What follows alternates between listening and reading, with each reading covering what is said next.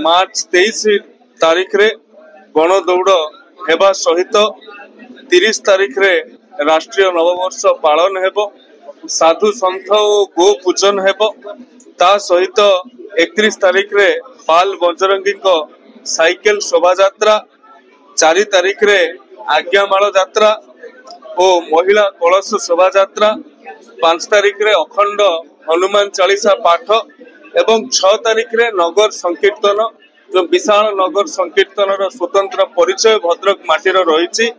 30 तारीख रु आरंभ करके 6 तारीख पर्यंत प्रत्येक दिन ऐतिहासिक गांधी पड़िया रे सांस्कृतिक कार्यक्रम हेबा सहित भद्रक जिल्ला रे एक आध्यात्मिक सांस्कृतिक चेतनार उत्तरण निमित्त तथा शांतिपूर्ण सहावस्थान निमित्त ये रामनवमीर आवश्यकता दशंधि धरिकी रही आसी।